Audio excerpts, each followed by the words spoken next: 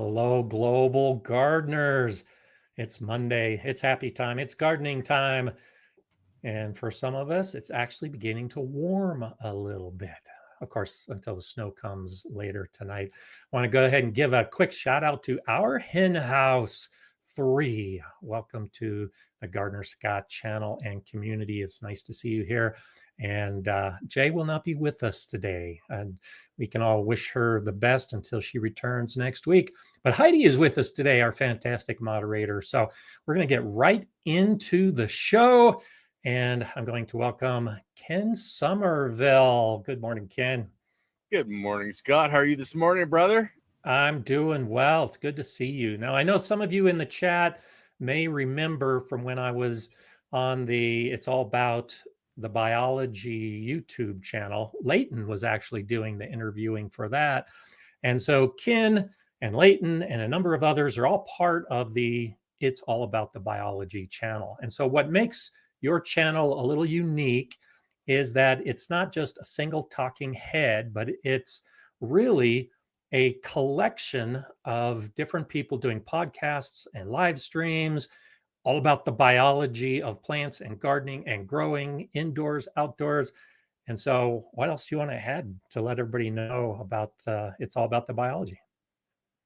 Well, we have been doing this for we're on a third season, but the whole premise is to inform people about, how to grow, and that's in all methodologies. So from Korean natural farming, organic, anything you can think of, we actually have conversations about, whether that's water, deep dives by a lot of different scientists on different topics. We have the Soil Matters podcast, which is hosted by Leighton Morrison, who is a phenomenal gentleman that's been working for years. He's worked with Dr. Elaine Ingham. Very knowledgeable. Yeah, he has a wealth of knowledge. And Scott, you were mentioning you were on with Leighton on our channel. You're also on with me, yes, on Conversations in Ken's Cafe. I was going to bring that up separately because I didn't want to. Okay. Well, no, it's okay. I just didn't want it to be too confusing because you've got Conversations with Ken, and it's all under the same umbrella. Yeah. And so, yeah, since you raised it, that saves me asking the question about it here in just a minute. Yeah, I always tell people, listen to many voices and find the ones that resonate with you and follow those voices and learn. It's about caring, sharing, and community. And I have the show on Mondays, so I've got one this afternoon with Leighton Morrison, who is the host. And then on Wednesdays, I have the Invisible Gardener, Andy Lopez, who's been doing this for over 50 years. He just turned, I think, 76. Yeah, but he's fun to watch and listen to. He's a wild character, and our shows go pretty much anywhere. But he is on Wednesday evenings with myself. I co-host with him, and then I do shows myself as the host. But it's all It's All About the Biology channel on YouTube, Rumble, LinkedIn, X, and Facebook. I broadcast to all of those platforms to try to get the word out to more and more people, so that they can understand that it is all about the biology. Now, if I can, Scott, I'm going to just jump right in. Go for it. A lot of people have an understanding that, all organic life on our planet is actually connected, and it is, because anything that's organic has to be built by cell division. Mm-hmm. So whether that's us, from inception at 1 cell to 2 cells to 4, etc., plants, animals, it's all the same. Everything relies on cell division for life. So when I was in search of how to grow plants to the most optimal and genetic potential possible, because I consume plants as medicine. It came down to what makes a plant grow. And it's Mhm. not just adding, nutrition to your plants. It goes down to that cell division. And so I looked at what the heck makes cell division work. And I found what's called the S phase of cell division or cell development. And that stage is the most important stage because it's the absolute beginning phase of a new cell. So when a cell matures to the stage where it needs to replicate itself, it needs to divide, it has to do two things in order for that to happen. It has to gather the workforce, and it has to gather all the components necessary to create that cell. So that's your carbon atoms, your water molecules, etc. And we're going pretty deep because we're going down to really the molecular Oh, level. sure.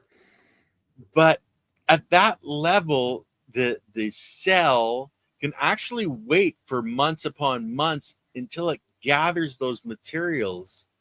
If it doesn't, it becomes a rogue cell. So, that's what we don't want in any type of a system. But at that level, it has to gather all those materials. So I looked at where do those materials come from?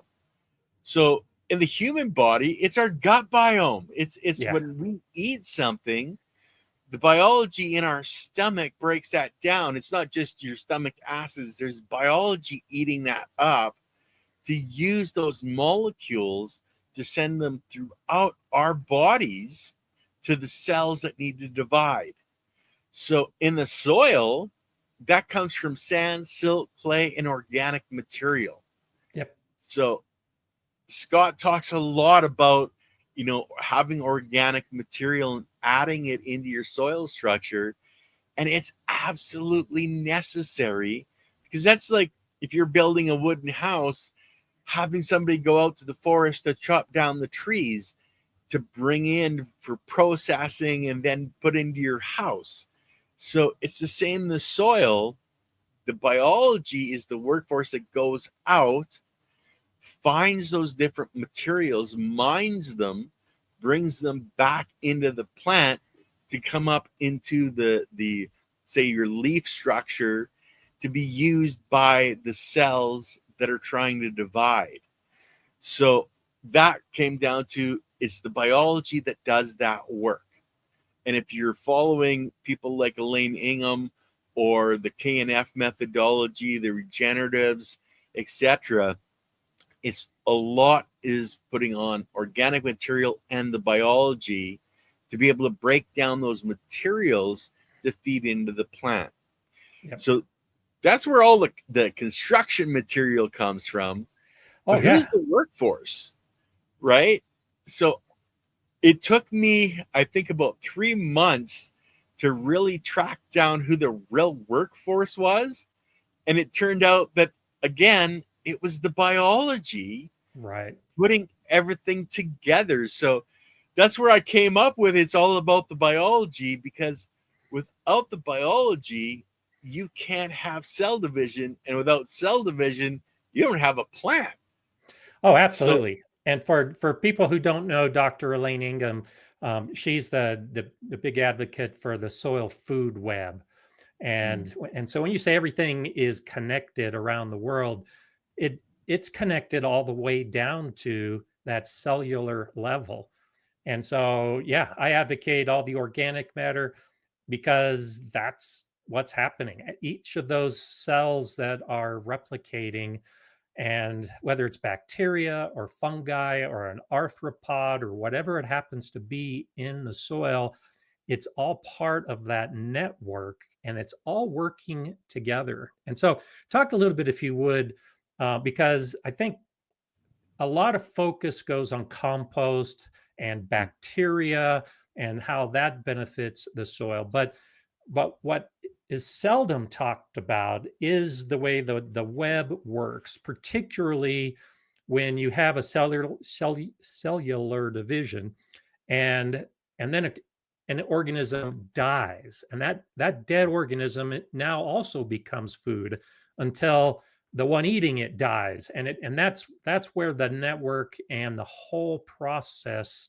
really becomes, to me, just absolutely fascinating. And it starts with that cell division. So yeah, do you want to venture into that Sure. arena a little bit now? Sure. I like to describe it literally as the law of the jungle, predator and prey. So when we look at a soil structure, we have to look at it as where individual types of biology can exist. So you have aerobic biology, which needs oxygen, and then you have anaerobic biology, which doesn't want oxygen. So the deeper you go in your soil structure is where you're going to find the anaerobic biology. But you also have what's called the transitional, or I call it transitional biology. That's your effective microorganisms. So you can get that in things like EM1 from Terraganics. But that particular biology actually can move up and down in both oxygen to non-oxygen. And it's a combination of all of that that makes up your soil food web and makes up the life that needs to exist in a soil structure for you to get all of the nutrients into the plant that is actually necessary. I like to tell people, basically look at the periodic table of elements, and you want to have all of that available both in our bodies, in our plants, and in our animals to actually reach full genetic potential of any type of plant. So, Scott, you're talking when we go right down to the cellular level, there's some biology that literally will infiltrate into the cells of the Mhm. plant by shedding their outer shell and entering in, having what they have consumed brought into the plant stripped off their core nucleus, and then they'll actually leave again from the plant, rebuild their outer shell, and go back out to consume more just to be able to come back. And it's I drove truck for a lot of years, so I understand logistics. So when Okay. when I see that, it's like, okay, well, there's the truck driver showing up and delivering a load of freight to the plant. So a bunch of molecules of different components into your plant, and then going back out getting another load. Yep. It's you look at the fungal hyphae, that's your super highways of the soil. But it's a connection of all of that, and to be able to really reach that genetic potential, you need to have such a diverse mix of biology and components in your soil. That's where your organic material comes from. That's where we add things to a new soil, say rock dust, into a soil structure to have things more available. But it comes down to, at the cells, they need things at the molecular level. So they need things broken down. That's where your compost is so important, because it's the root of breakdown. That's what Mother Nature uses Right. to break everything down into smaller and smaller particles that can be used to grow A, more biology, and B, be able to give that nutrition to the biology that is building your plant. And And one of the things when we talk about the biology as well, just so everyone understands, when we're talking the network, when we're talking the whole system, and Elaine Ingham also is going more and more. I think more recently she's focusing on the fungal aspects of soil. It used to all be about bacteria because most of our compost is decomposed by bacteria in our piles, the thermophilic bacteria on a hot pile. But But Dr. Ingham and many others, including those of us that are actually doing it, are finding out that the fungal networks within our soil can be just as important as the bacterial networks. And the roots, the assumption that roots do nothing more but just soak up water is so far from what really happens as you're talking about the individual cells that are transferring the nutrients back and forth. The fungal networks are doing the same thing. The hyphae that you're talking about, they're actually penetrating roots and passing some of this energy back and forth as well. Yeah, in your rhizosphere, there's the connection to the network, and you can think of it as that image with the human head with all the charges running around it, that network, right? It's an interconnection on so many different layers, because they found that positive and negative charges or energy is actually moving around. And if you follow Paul Stamets, he's a gentleman that has researched mushrooms and mycelium for decades. They show in one of his experiments where they actually injected a nuclear isotope beside a tree, and they had the students, quite a distance away, and they actually registered that nuclear isotope entering the soil structure as it entered the soil structure. So say they're a quarter mile away, it's an instantaneous transmission of understanding and knowledge into the network. Now, that's mainly caused by the higher levels of biology. And Dr. Elaine Ingham has really always been at the fungal end, because she was trying to more replicate what your forest would be, the higher levels of biology. In your compost, it's bacterial. Now, she makes compost, thermophilic compost especially, and the principle is to get rid of that bacterial component to move to the fungally dominated biology. So that's your nematodes, etc., your fungal hyphae. That's a higher level of biology. Now, I mentioned the predator prey, and understand that you have to have the bacteria for the next layer of biology to exist. So if you want nematodes, you actually have to have what the nematodes eat. And then if whatever that is, they have to have a food source. And it's the law of the jungle. It's predator prey, and it goes all the way back to the original biology that came out of the primordial soup, as they call it, and existed first before we got to the later stages in the fungal development. So a lot of our soils, unfortunately, don't have that original biology in them anymore.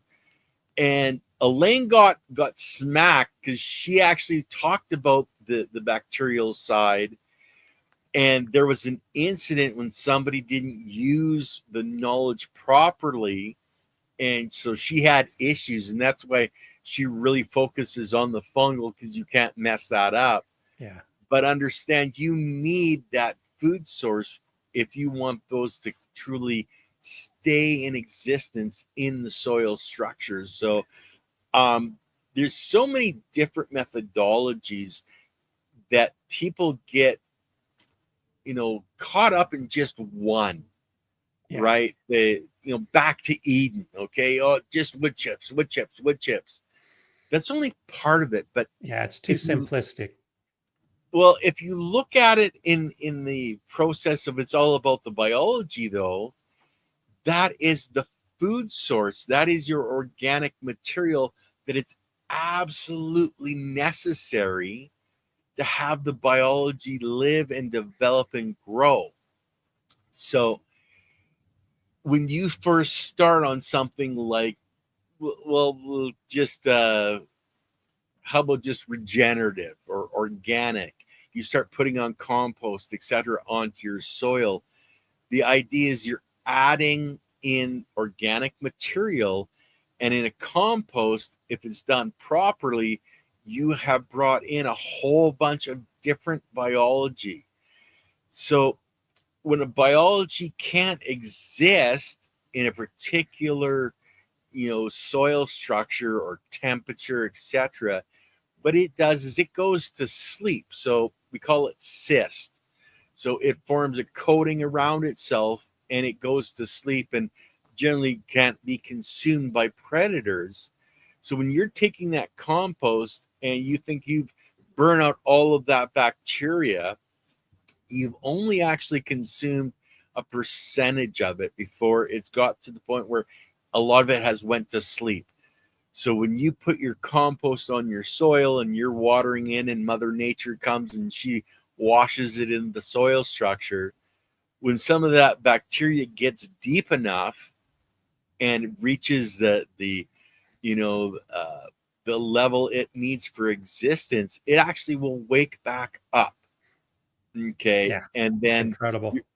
it's they've literally, Scott, you think about it, on the space station, they smeared one of the windows. They went outside, smeared a window with biology, okay, went back in, and the outer layer froze, but the inner layer was protected because the outer layer basically sacrificed themselves to protect. Months later, they went back out, scraped some of that off, brought it back in, and it came right back to life.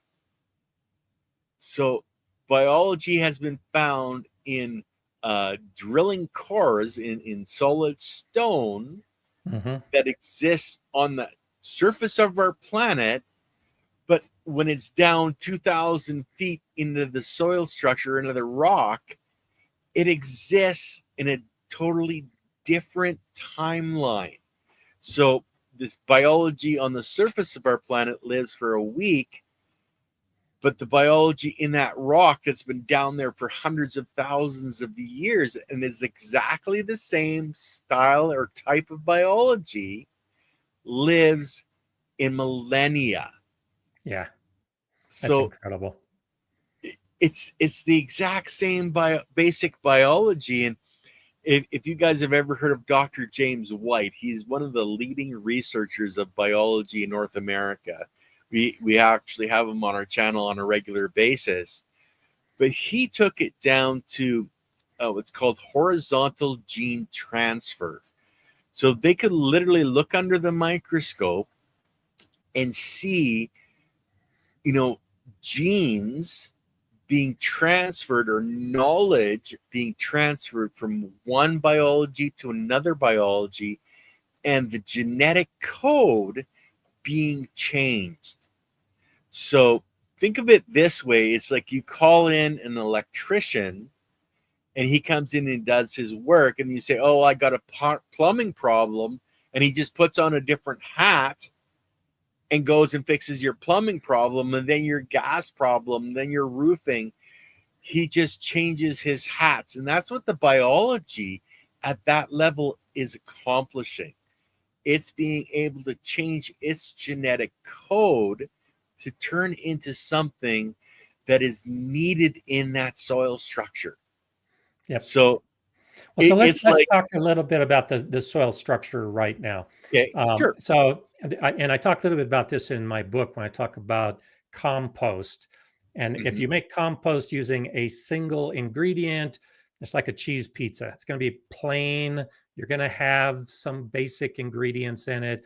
But compost generally, I think, should be more like a combination pizza where you got a little bit of this, a little bit of that, and you're adding all those different biology types from all those different ingredients that you're putting in the compost. And then ultimately, when the compost goes into the soil, you've got some live bacteria, you've got some of the cysts, you've got lots of different aspects of it. And so Bud is asking, how do we build the greatest diversity of biology in our soil as gardeners? Well, actually, as crazy as this sounds, it's from seed.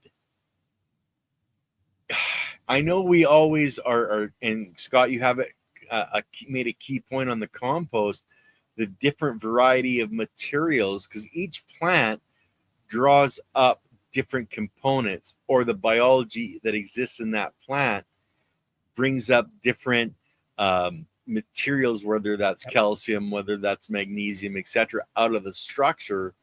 But it all flows right back to the seed. Now, people need to understand that on that seed, on the outside, is trillions of biology.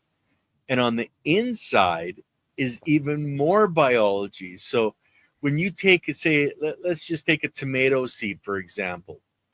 When it's, I believe the term is spermolates, okay, is when the seed pops open and it literally ejaculates a whole bunch of substances, 99% of biology that the mother plant has put into that seed, which is the necessary biology that interacts with that plant, is sprayed out into the soil when that seed opens up. So that is how you can dedicate a piece of soil to, say, blueberries, which need acidic soil. It's their seed that actually helps create that, because it sprays out that particular biology. So if you do seed starting, or you're doing sprouts, that water is absolutely Loaded. full of the biology that existed in that particular seed. So if you do a whole bunch of seed sprouting, and you take, say you're doing a 1 quart jar of sprouts, and you take that and you mix that into, say, 100 gallons of, just plain good water, not city water, because city water has a lot of things that kills biology, and you spray that onto your soil structure, the biology that existed there for that particular plant is all of a sudden in your soil structure. So you're adding biology. So I'll give you an example of a scientific study. I can't remember which university it was, but their study was basically planting different species into different plots, and then one species, and then they add another species the next season, another species the next season. They had a flood event where their fields were flooded for weeks, and all of a sudden the crops that came back when the water receded was the very ones that had multiple different types of biology that had been added from the seeds into the soil structure. So it created enough life to hold enough oxygen for the plants to come back and not be damaged. So the more variety of that biology in your soil structure, the greater pest resistance, the greater drought resistance, the greater flood resistance is created. So that's one of the ways that you can do very quickly, adding biology into your soil and into your raised beds. And that's,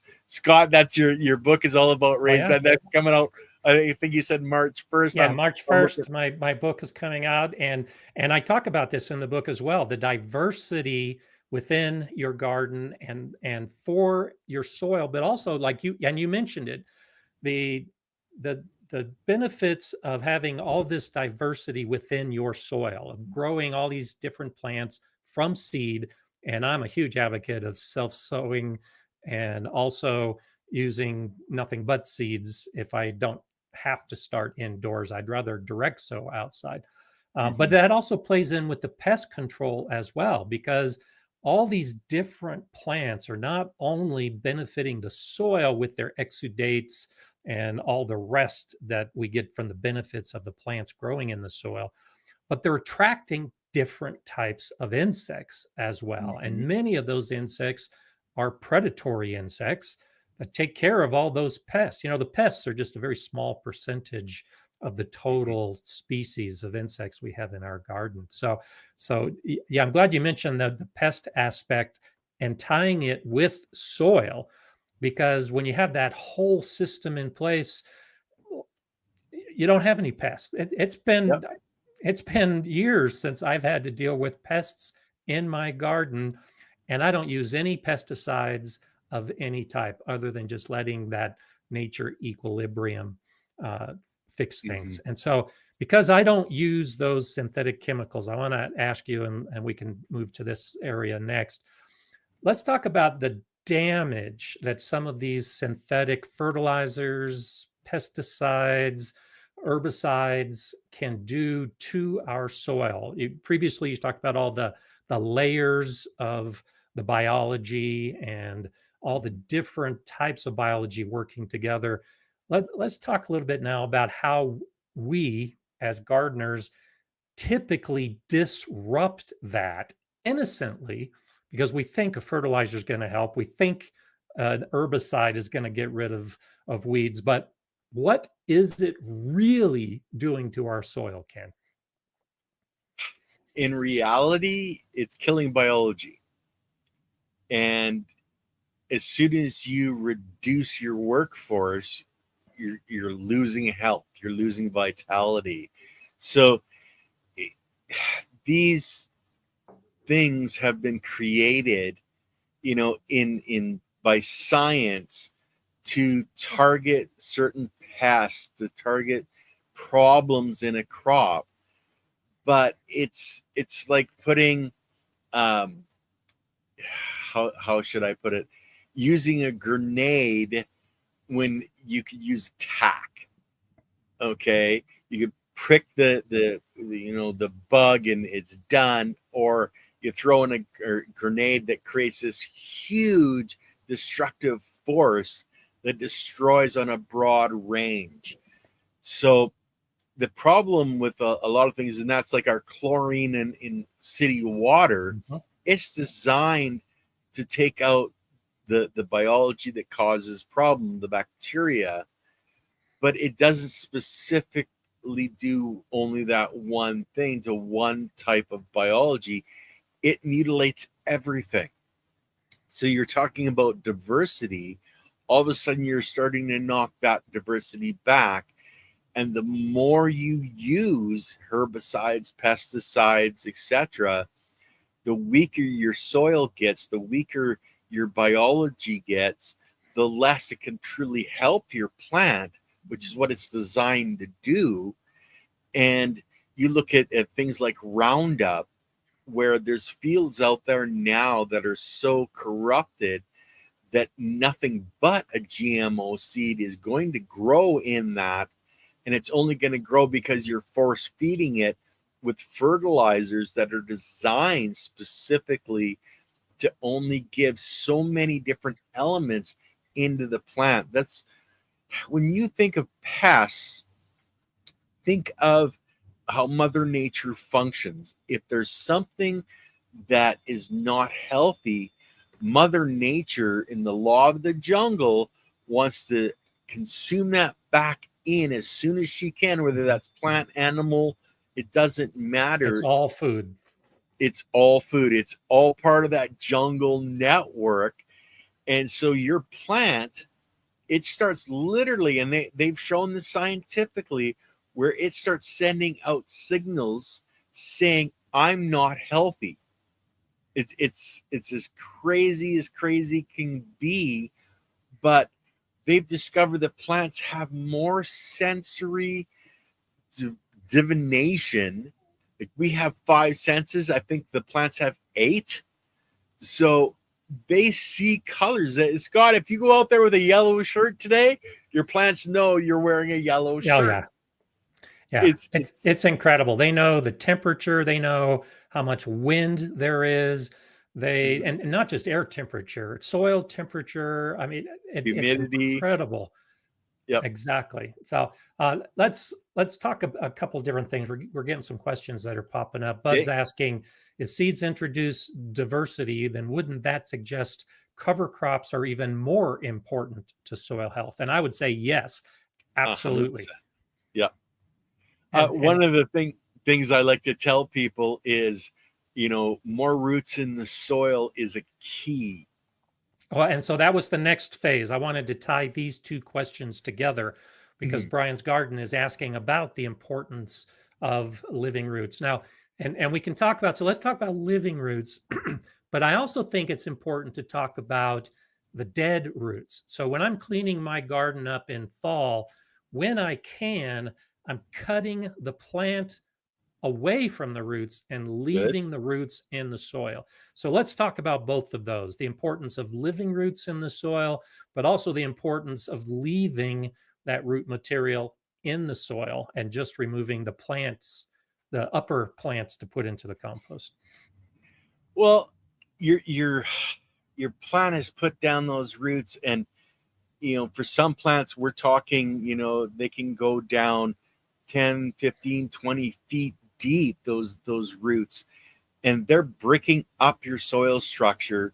They're moving biology. They're creating a pathway for biology to move back and forth for nutrients. But when they're dying and the biology is eating them, that's your organic material that's underneath the soil. It doesn't have to be on top. You want that all the way through. It also adds places where water can get in, oxygen can get in. So you start creating more depth of loft, or where you can put your hand in your soil and it buries up to your elbow or your shoulder. Okay, that's the leaving the roots there for more loft in your soil, more air to get in, more water to inundate, and all of a sudden you create this huge sponge where you get a rain event and you can go out 10 minutes after the rain event, walk across your lawn, and you're not up to your ankles in water because it's just going, It's draining. Yeah. sucked it right in. And also the That, soil life within the mhm. soil. So I came across this hands-on a few years ago. So here in Colorado, the soil freezes in winter, not a surprise. Then it begins to thaw out in spring, and most people don't think about the soil life waking up in spring, particularly something that we all see like earthworms. And what Mhm. I discovered, in addition to the roots doing everything you say, they're creating those pathways, they're creating those pockets of oxygen. But in spring, if I had a root that needed to be pulled up because another plant needed to go in that spot, invariably, when I pulled those roots out, there were earthworms around those roots. And so much of the soil life is actually using the roots for protection, in addition to the symbiotic relationship that many of those organisms have. Well, talking about that earthworms digest or eat biology, mainly bacteria. So as your root is being broken down, it's bacteria that's breaking it down. So they're there for a snack, brother. Oh, It's yeah. like lunchtime. Yeah, they're And wrapped around that root, definitely. yeah, they're going, oh yeah, I'm staying right here. I got my lunch box. I'm wrapped around it nice and cuddly.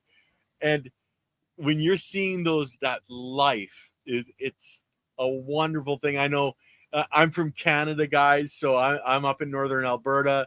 Uh, we have a long winter.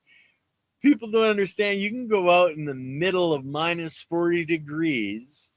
Okay, and I don't want people to do this, but scientists have done this where they've literally taken the snow, moved it away, got down to the ground, and it's warm. There's living, active biology there. They're covered in all that leaf litter, etc. They're there working, breaking that down for when the plant does wake back up in the spring. And for us in a lot of cases where we do have large volumes of snow, Scott, that our rain event is spring runoff. Yeah. Okay, but we kind of let's take it back to, we talked about the roots in the soil that you're leaving, which is, if you can, don't disturb your soil. Okay, think of it this way. If you're using a razor and you have a razor cut, it heals very quickly. It's almost no damage. You just put, a piece of toilet paper on it, and it's done in, a minute or under a minute. You can take that off and it won't bleed. But if you take a spoon and you gouge out your face, it's going to take a long time to heal. Well, think of Mother Nature.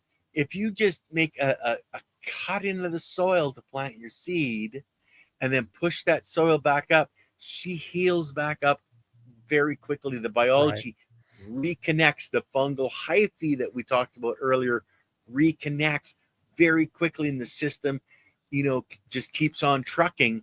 But if you gouge out a huge amount of soil, no, the idea, the days of tilling our soil as an improvement, I think most of us have realized that you're destroying much more in the soil by tilling and by heavy digging.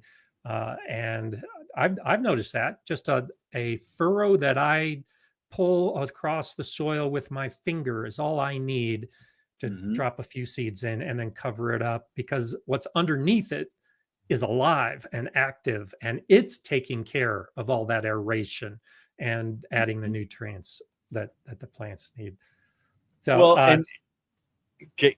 Yeah, let's go ahead and go to this real quick, and we can keep tying it in with this discussion, because I think it really does make a difference. Shandy's Garden is saying, since both of you are soil experts, please tell me how to make the best of my raised bed environment, the best few pointers to make it more like in-ground gardening. I have open bottoms. So, of course, buy my book, because my book has all the answers in it. But I think, and I have no doubt you will agree with me, that the open bottom is a great way to start, because even though it's a raised bed, too many people think of it as a separate system, that my raised bed has everything that the plants need, and now I just need to care for that raised bed. But when you have that open bottom, you are now connecting it to the earth, and you're connecting it to everything else that is migrating through the soil that you touched on previously. And so feeding it, having all that organic matter, leaving that open bottom is important. What else would you add specifically with the idea of a raised bed and not being a separate network? Well, if you want to get rid of gophers, etc., fabric cloth or the metal mesh that you could put under. I've got gophers, and I use the metal mesh. I don't use the fabric because I want that connection with the underlying soil. Yeah. So that the earthworms can still travel back and forth. Yeah. Because earthworms can actually travel a huge distance down and sideways. But yes, metal mesh may be necessary. All of my beds have metal mesh under them. Yeah. And that's one of the great things that we've learned, that we can block these, but they will come up and overclimb. They'll climb up on top, but these are not coming up from the bottom. Yeah. But if you're building a soil for your raised bed, have it a mix. Have as much of a variety of different materials. And a lot of people don't understand that sand, is one of the components needed in a soil structure. You're a sand molecule, and they've done research globally on sand, and it has, enough calcium in it to have an acre of a high calcium using plant. 1 grain of sand has enough calcium in it to support the entire 1 acre. You need the biology to be there to break it out, but sand is it's a mine in itself. You consider, guys, we're talking about a grain of sand. We look at it, it's just so tiny, but the biology that you can't even see, it's huge. It's a planet. It's an entire planet.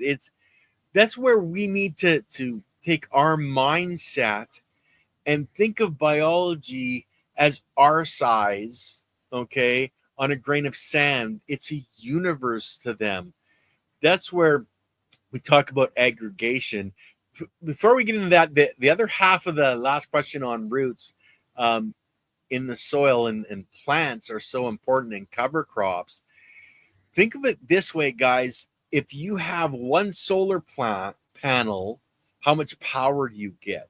If you have 1,000, how much do you get? So each leaf, consider that as a solar panel supplying energy into the soil structure and collecting dew every morning, which actually literally can get you through a drought, is morning dew if your soil structure and biology is there. But the more roots in the soil, whether that's companion planting, whether that's planting for pests, where you surround your garden with plants that attract the pests you don't want. So they're sacrificial plants. Sacrificial plants, yep. Banker plants, where the biology or the bugs you want in your garden will live and exist, waiting for the pests to show up and then going out and killing the pests. There's so many different ways, but having more roots is one of the keys to keeping life. And consider you've got the roots that die off. You can take that crop, you can chop it down, you can crimp it. That's more organic material. So the more you have and the more diversity of plants you have, the better off you are. And try to do your native plants. If you've never heard the term terroir, it's a French word, but it's basically covering your environment.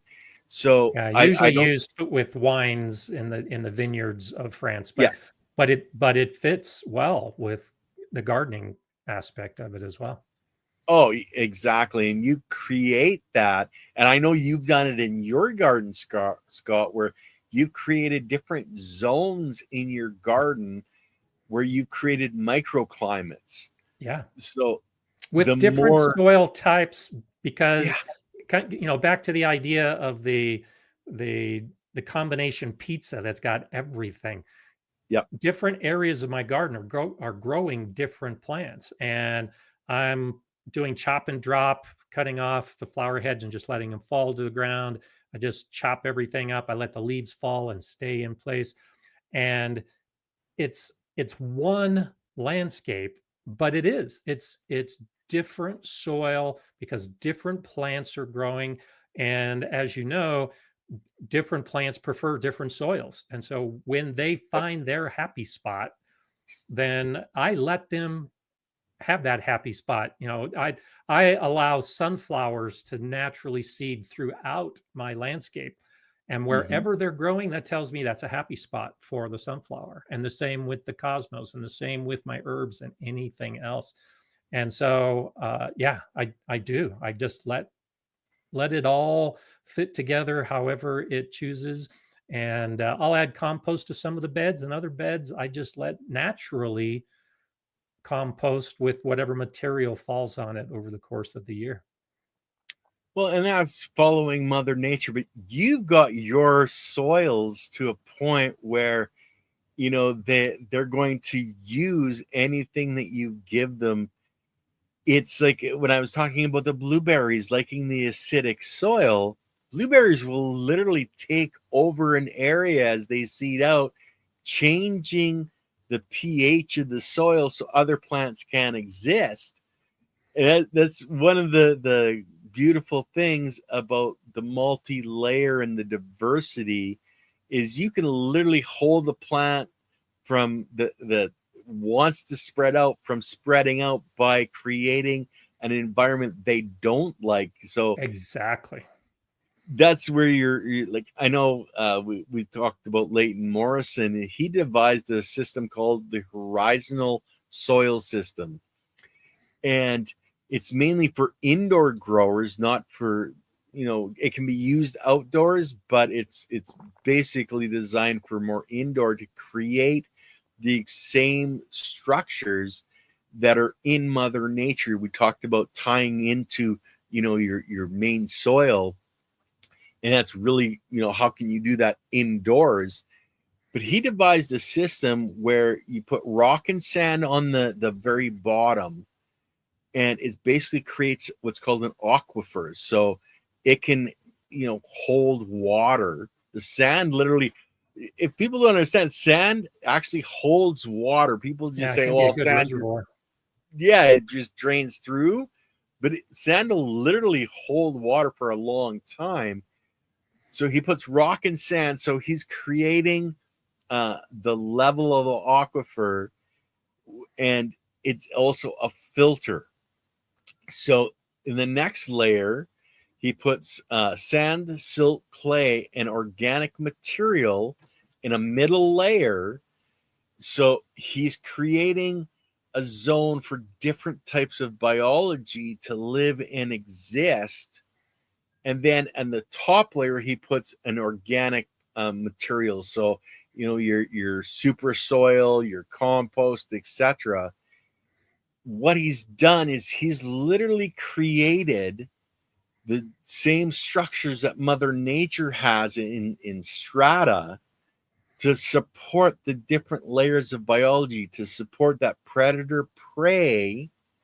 And it's been proven over time that the longer that system is ran, and you're not digging it up, you're not changing anything, you're just maintaining it, it actually gets better and better and better, because there's something called quorum sensing. Okay. Now, it's really a fascinating thing when you consider that an aggregate, that big clump of dirt that you pull up on that root and go, oh yeah, this is great, because that's what you want. In that is a university, a world, a universe that we talked about, the horizontal gene transfer. When the biology gets together, it transfers genes. So quorum sensing basically comes down to enough bulk of biology gets together that it learns from each other, and it can literally look at the genetic codes available. Remember, it's changing genetic codes in the horizontal gene transfer. It's changing genes. It can literally take that knowledge and create biology that does not exist at that point in a soil structure, and start the cycle of that biology to go out and move around and grow in a soil structure. Now, biology moves about 1 inch per year. Yeah, it So it takes time. takes, yes.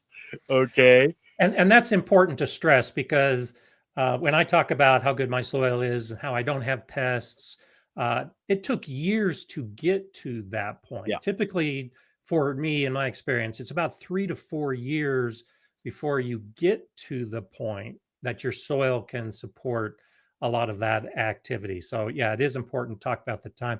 What you're talking about, I think, ties in real well with what Mary is asking. And so, Leighton's concepts are focused on the house plants. I've been talking about the raised beds in addition to my greater garden. But Mary's saying, don't disturb your soil in raised beds. Do you treat it the same as direct ground planting? And so I think what we've been talking about here is that it does work the same, whether it's in a raised bed or a container or in open ground. I think in open ground, it does take a little bit longer, because in a smaller container or a smaller raised bed, it you see the results quicker. And depending on what you're starting with your native soil, it may take longer. But uh, what do you think? Yeah, it's the same regardless of where you are, right? Yeah, especially because you've designed your raised bed, you put in, say it's 90% compost, you put in all this massive organic material. Okay, so you've, in a raised bed, you've constructed it, you've created it. So the more diverse of materials you put in, whether that's different rock dusts, etc., green sand, all these different components that we have available that we can put in when we build a soil, you're starting at a much greater advantage in that. But you're adding on top, basically you should be adding organic materials, so a good quality compost. You'll find that your soil, if you fill up a raised bed, over time it starts to sink and sink and sink, Mm-hmm. and you need to add more organic material to bring it back up. But that's being the organic material being used, broken down, and in creating more biology, more available nutrients for the plants you're growing in, where you start on the ground. If you're guys, like I know I say, the least amount of tillage possible, but if you're starting a brand new in soil garden, then you need to break that up. Okay, that's when tillage is necessary. You can do it without. You can do like a lasagna. You can do all kinds of different things on top. But to really connect with the underlying soil structure, which you want to do, Yeah. okay, you need to start by breaking that up. And just like, starting the raised bed, you want to treat that soil as a brand new raised bed. You want to dig it down, break up the layers that are there, and loft it up. Allow air, allow water, okay? But once you've done that initial breakup and you've created what you want to do, then that's when you go more of a no-till or a less till. If you want to or need to break up your soil, do a half inch, do an inch. Try to go the least amount you possibly can to disturb that life that's in the soil, that's created those aggregates or those universes that you want there. Because the more of those you have, okay, the better you're going to have in your crops, in your plants. Yep. It's so easy to be what's called a moron. Okay, I put a little bit of rock dust on, so I'm going to put more on because it's going to be better. It doesn't always work that way. It throws things out of balance. Yeah. Mother Nature is all about balance. Okay, she wants Absolutely. things to be like on that teeter-totter. Okay, she wants it just nice and flowing along, and here comes mankind, and we go plop. Oh, we're gonna do But this. sometimes we do need to be the other side of that teeter-totter, and so kind of with what you're talking about. A few years ago, when I first moved in, I did soil tests. My native soil is terrible, less than 1% organic matter. And so I did a video talking about no dig gardening, and I'm a wonderful advocate of no dig gardening based on everything we're talking about. We're Not lazy, disturbing the Scott. We're soil. just lazy. We're lazy. But in this video, I say I do not do no dig gardening when I'm starting a garden, Yeah. because using this analogy, because the seesaw is out of whack. You need to put some balance into that soil.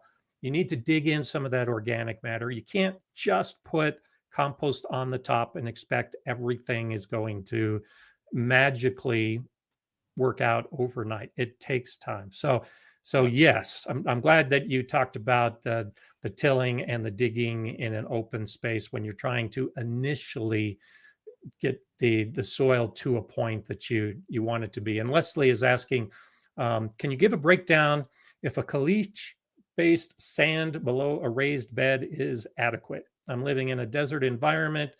Last season with mulch seemed more successful. And so let me share with this. I worked at a school garden, the Aleo garden. It used to be basketball courts. So it was a fenced area, about 24,000 square feet. It was gravel compacted. On top of that was sand and granite compacted. And then on top of that was asphalt, which was what the basketball courts were. They ripped up the asphalt and gave it to me and said, here, make a garden. And over a long time, I broke up the soil, tried to get rid of the compaction as much as possible, dug some big areas, brought in some major tools and equipment to do that, and then buried organic matter. Now, this whole area is raised, surrounded by concrete walls. And within 2 years, I had more earthworms than I could possibly imagine would ever show up. So when we begin with a sand or a terrible soil or compacted regions in the ground, by taking that initial effort and putting in all that organic material and trying to aerate even the surface, you're going to get migration of all of this soil life that we're talking about. Well, and that's the thing. It's migration from the deeper soils. It's like putting out a treat for your dog. Your dog's gonna smell it and then gonna be running over to find that treat. The biology, etc., does the same thing, but remember, it only moves 1 inch a year. Yeah. The worms will move a lot more than that, of course. Well, and the mulch on things top in. really makes a difference too. I improved a lot of my garden, as Mary was asking, with mulch, because underneath the mulch on that surface layer, it is going to happen faster because you're going to have that organic matter breaking down. You're going to have the earthworms and the arthropods moving at a much faster rate. And they're going to bring some of that bacteria with them and some of those fungal spores with them as they burrow into the new areas. So let's shift this a little bit to covering the soil, because I think mulch is so critical. We talked a little bit about cover crops, but when we're trying to improve the biology within a system, how important is keeping the soil covered? Oh, Mother Nature does not like bare ground. She will put in plants as fast as she can to cover that space. So if you can absolutely avoid bare ground, do it. Okay. Whether that's, whatever type of mulch, straight wood chips, cocoa coir, whatever you can get, straw matting, cover that soil as soon as you can. It stops evaporation, which is huge, because you don't want your soil going hydrophobic, because then it can't hold water at all. And the biology, we've talked about cysting, hydrophobic in your soil. If you've ever, we'll talk about just a normal potted plant. You pour water in and the water just pours right out. It's because your soils went hydrophobic. The biology has cysted up and it can't grab onto that water. Mm-hmm. It can't use that water. So it just flows right through, and you need a good soaking for the biology over, an hour or so to really start activating again before your plant can truly be watered.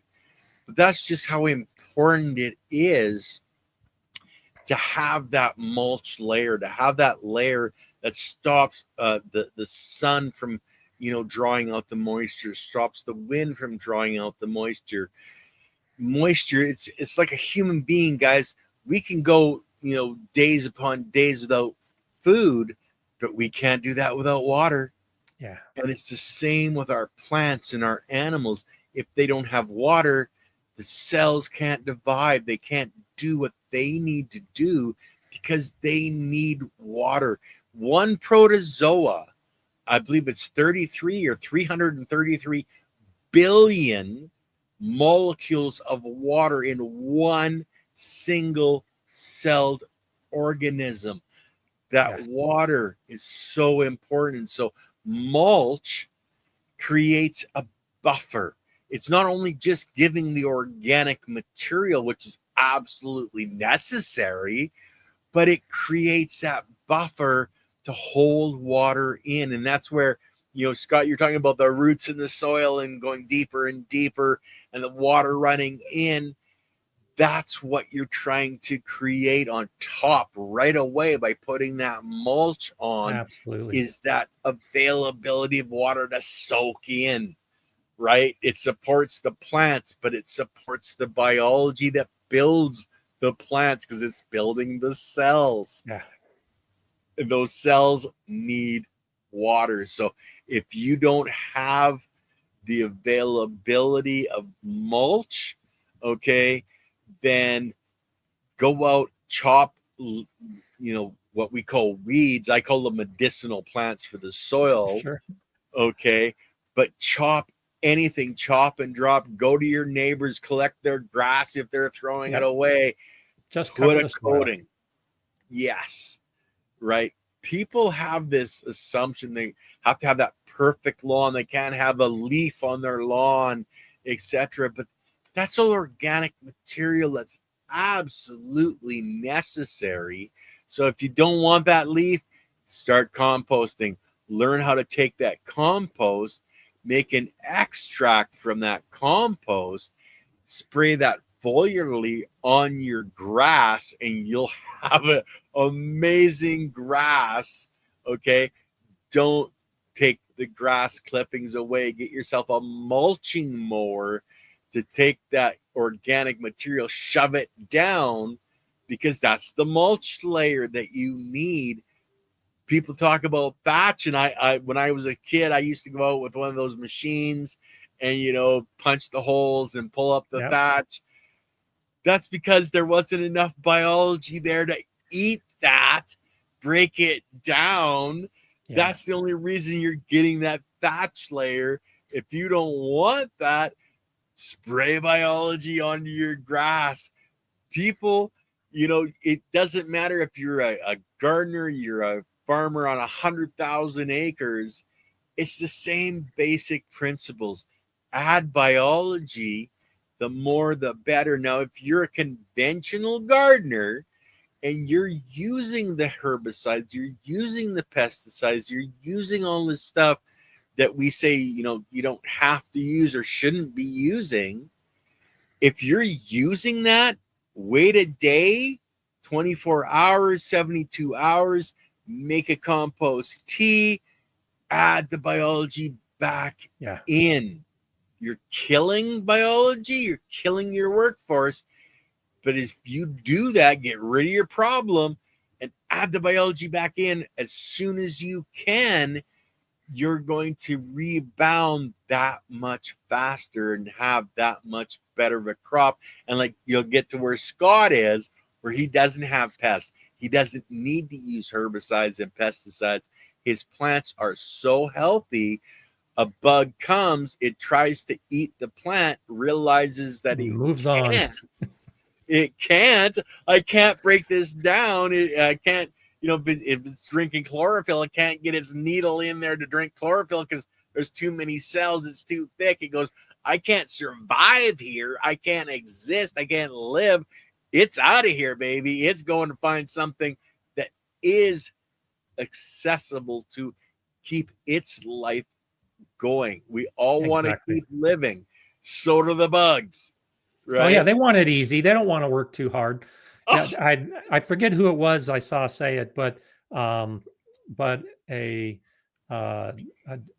plant scientist of one type or another said that healthy plants cannot be eaten by pests. That's right. And that's exactly the concept, that pests always go to the weakest plant, the one that is injured, one that's sending out all the pheromones to lament how terrible its life is, and those are the ones that are being attacked by the pests. And so when we talk about pests, John has a question. I use nematodes for pest control. Will that have a positive or negative effect on the overall soil biology? And so many gardeners fight nematodes because of the assumption that nematodes are a bad thing. You can actually buy, for those of you that don't know, nematodes that are very targeted for certain pest control. And so when we talk about the overall soil biology, Ken, how about something as simple as a nematode? Is that positive or negative?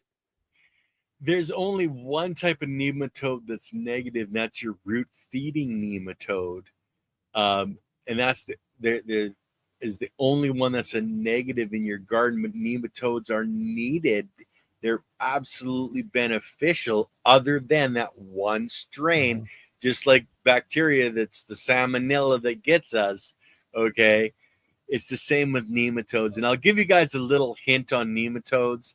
If you're beekeepers and you have an issue in your hive called hive beetles, the hive beetles, in their life cycle, their pupa have to leave the hive, go into the soil, grow, and come back into the hive. If you have spray nematodes on your soil or have nematodes in your soil, they love that pupa and will go and eat it so you can stop your hive beetles. That's how important nematodes and that those different life forms are. And just consider them as a larger growth of cells, just like a worm is more cells and an elephant is even more cells put together. All of these are necessary in that soil food web, in that circle of life. You're starting from the smallest single cell up to the largest multi-celled organisms. It's a cycle, and you need that cycle. You need that predator prey, and your root feeding nematodes, if you're kicking ass in your garden, baby, they're going to get eaten by their predators, and you're not going to have to worry about them. So we talk And about even they become a positive because they're food for those predators. Exactly. That's, set up birdhouses. You don't want more mosquitoes in your yard? Have more birds, right? There's just get in tune and watch Mother Nature. Watch what she does and, try to work with that. Don't try to necessarily replicate it, but try to work inside of what she's doing. Because you've put up 100 birdhouses, all of a sudden you're out of balance. You have too many birds and you're creating another problem. So that's where we don't want to be morons. We want to keep and work within that balance. It's giving I guess it'd be the necessity of houses, whether that's for your biology or your higher, life forms, your arthropods, your earthworms, up into your mice, your gophers, your birds, etc., etc. Try to create that circle of life in your yard, in your garden, in your body as well. That's where they talk about fermented foods. That's what compost is. It's fermented. Fermented foods are easier to break down.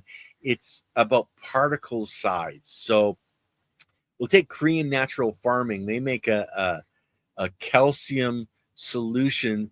They take eggshells, you break them up, you cook them until they're a light brown. You put them in vinegar at a 1-to-10 ratio. You let that sit for 7 days. You use a vinegar with a mother culture, so an apple cider vinegar, a rice vinegar. The mother culture has the biology that goes in, literally strips the calcium out of the eggshells, holds it in suspension in the solution, and now you have a dissolved material. So the size of that particle is at such a level where it's easily ingested into the cells of the plant. There's no, taking the raw eggshell and breaking it down over, months and months and months. Or years and years and years. Yeah, with eggshells are really hard.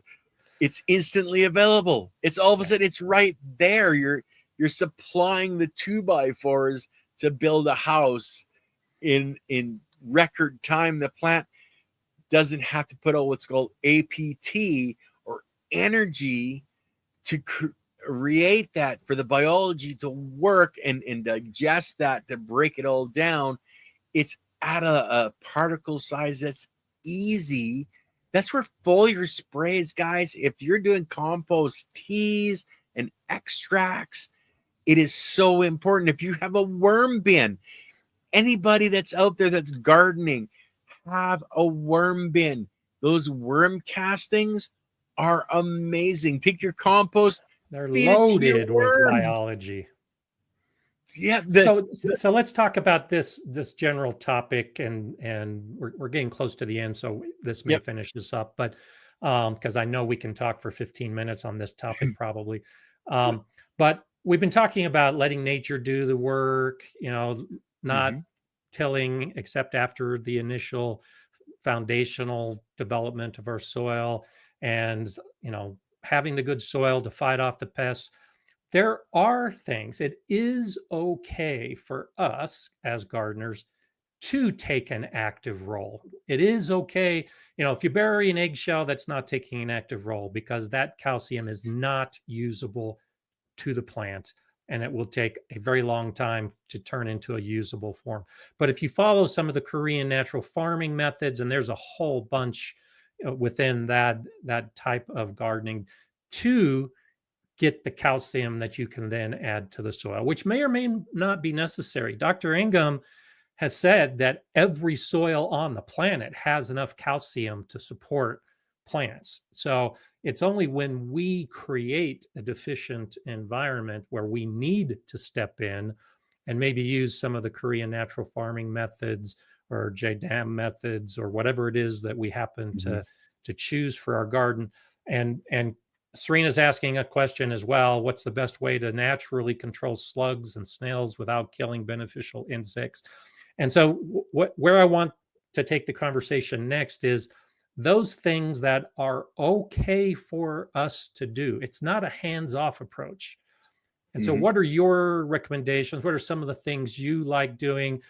For slugs and snails, I always advocate trapping so that you're not using any chemicals. Um, get ducks. If you like ducks, ducks are one of the best things. You were talking about the ever increasing size of the cellular masses. Mm-hmm. Animals, the birds, the ducks, Yep. the chickens, they will take care of slugs and insects and all those other things. But that's something we do where we bring them into the garden. What are other things that you advocate where the gardener is taking an active role when it comes to biology, pest control, whatever it happens to be? Well, the we can add the animals in, like you said, the chickens, the ducks. I grew up on a 15-acre strawberry farm that my parents had, all organic. We used geese to actually eat the weeds. Okay, in the spring that we didn't want there, they wouldn't eat pigweed. The rotters. I had to go out and pull pigweed all the time. Oh, that's too bad. Yeah, but once the strawberries got to a certain point, we had to pull them out because they'd eat the strawberries. But that's one of the ways that you can use, animals around you to, hold that off. But for slugs, etc., the beer traps, the old school beer traps, sugar water, etc. The best way to do it though is to supply the prey species, which is going to be your birds, etc., that are going to come in and devour those slugs. And so it's all about working with nature again, bringing that in, bringing in different biology that eats the slugs themselves, eats the breaks the life cycle. That's where there's a Mhm. lot of companies out there, Anitis Bioprotection. They sell predatory species specifically for you to be able to release into your garden to help with these things. But then I mentioned banker plants. There's different types of plants, guys, that attract different species. It's like your the butterflies that only go to the one type of plant. I can't, off the top of my head, isn't coming to me. The monarch butterfly, they only have the one plant that they Yeah, the land on. milkweed. The milkweed is where they lay their eggs, and Yeah. that's it. That's the only So plant that will support that butterfly. exactly. So if you have a plant that supports ladybugs, they come in and eat all of the of your other species that they like to prey on. It's those types of things that you can find out. There's books on there like when I mentioned weeds are medicinal plants for the soil, there's books out there that'll tell you what is in those weeds that are beneficial, whether it's calcium, magnesium, phosphate, boron, etc.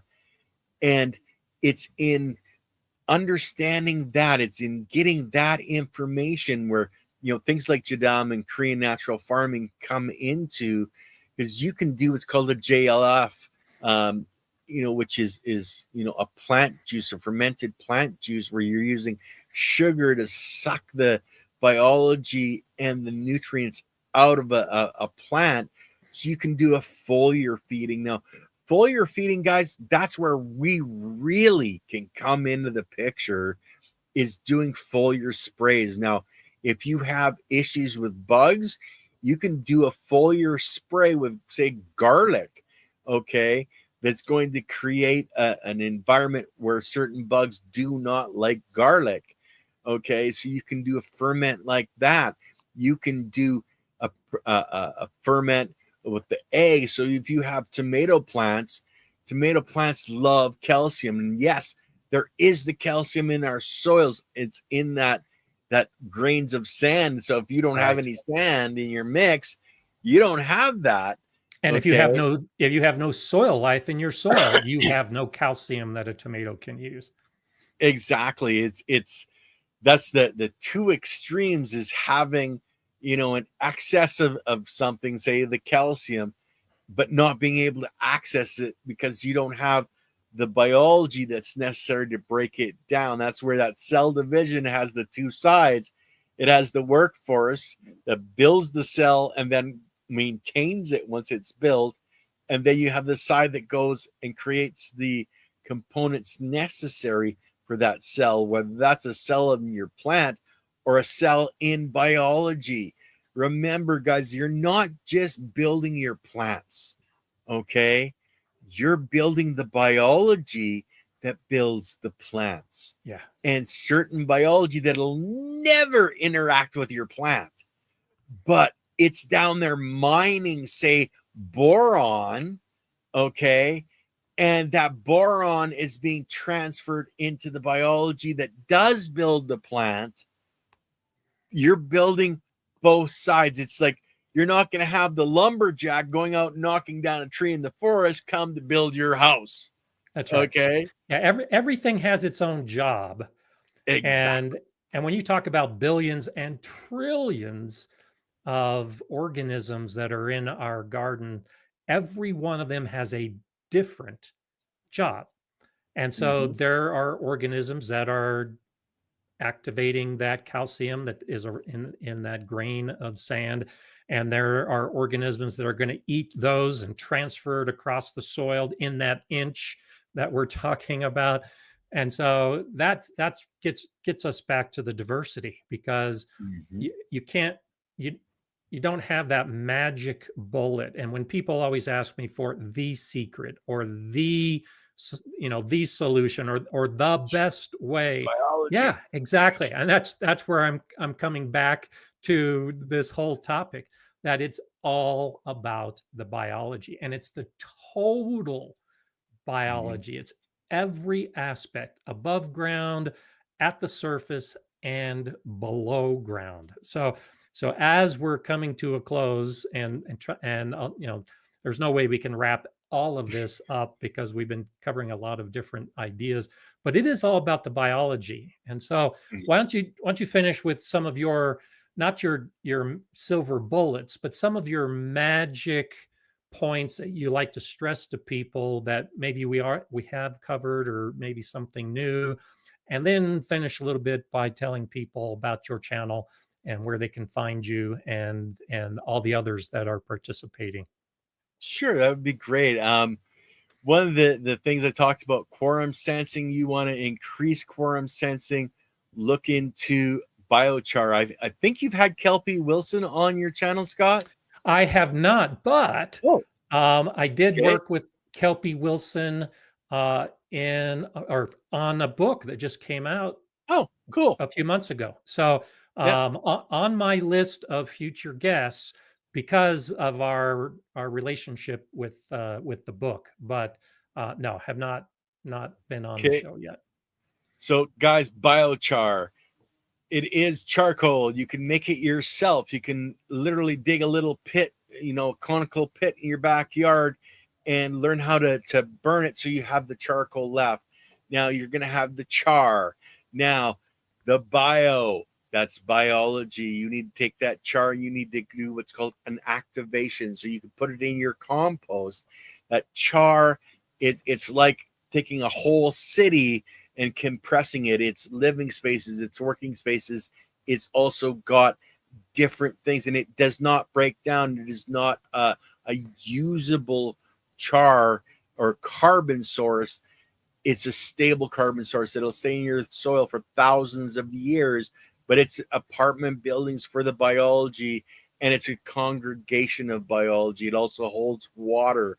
It is one of the keys when I talked about quorum sensing to bring that biology together so it can create more biology.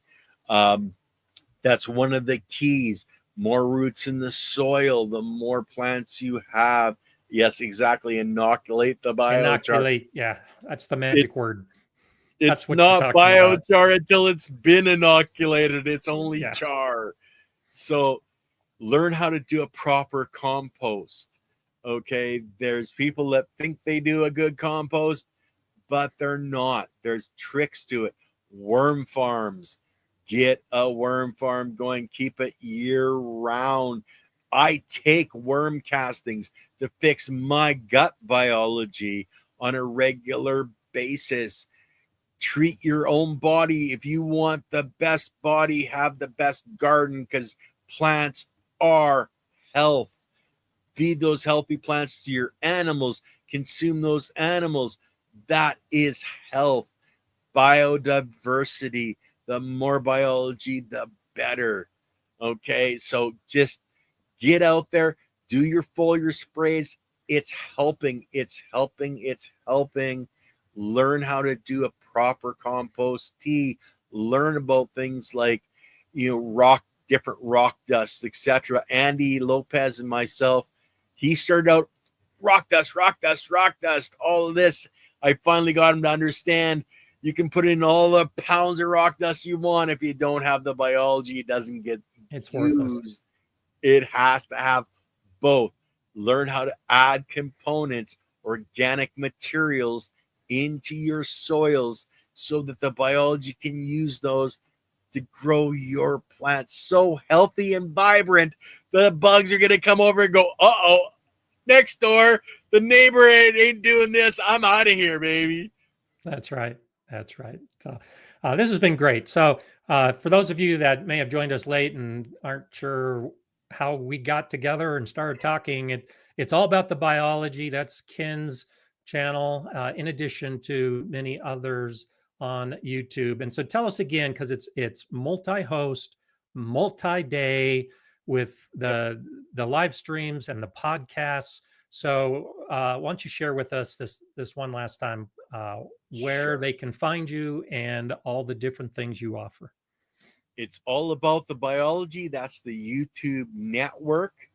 It has Mondays. We have the Soil Matters with hosted by Leighton Morrison. I come on the back end to do help with the questions, but we have all kinds of different scientists, different gardeners, different concepts about soil, how to add different things into your soil. Then Wednesdays, Andy Lopez, the Invisible Gardener, who's got like 23 books or something. Him and I chop it up. He's an older gentleman. He's been through life, wars, etc. He's a kind of a nutcase. I love the man. He has so much knowledge on how to create better life and save trees. He's an arborist out of Miami. So he knows what he's talking about. He's been doing it for years. But guys, it's all about the biology on YouTube, on Instagram. I have there under my own name as well. LinkedIn, X, Twitter, Rumble. We try to get it out everywhere. All these shows, they're weekly, So Mondays, Wednesdays, we're always trying to put on more shows. I have a variety of shows I put out in specials, etc. I've had Scott on Conversations in Ken's Cafe, but the Soil Matters is on Monday. We actually have a gentleman coming on this afternoon. He's a cannabis grower, indoor grower. He's going to be explaining to us what he's doing, all organically, etc., to create the best medicine, because he sells medical for people that need it. So that's one of the most researched plants on our planet. Oh, yeah. So check that out, guys, because that kind of research is so dedicated. They can't have any chemicals, etc., in those plants. They're tested. So they're the most organic, the purest they can be if they're growing in living soil. So, Scott, I think we're out of time, brother. Yep. It's been a pleasure. I can't wait for your book. You know, guys, if you haven't got into him, get his address, his email, his website. Go pre-order his book. Can they pre-order, Scott? Yeah, you can pre-order on Barnes and Noble or Amazon, wherever books are sold. You can pre-order it now. Thanks, Ken. Cool. So always great to see you. Great to have you here. And for those of you who are interested, and I think most of you are, I've got a link in the description below that'll take you to all about the it's all about the biology. So thanks, Ken, and I look forward to chatting with you again. You bet. Bye, everybody. Bye-bye.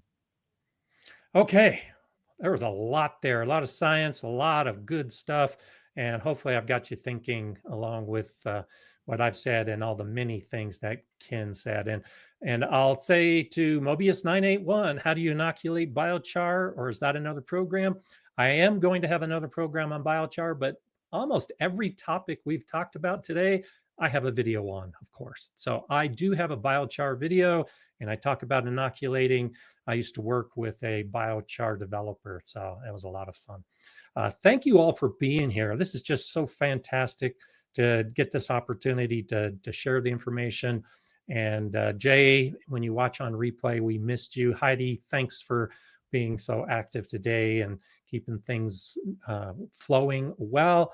And we're going to do this again next week. New topic and a new guest. And I think you're going to like this one as well.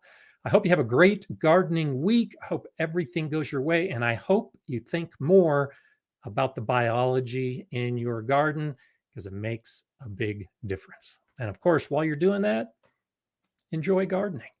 I'll see you next week.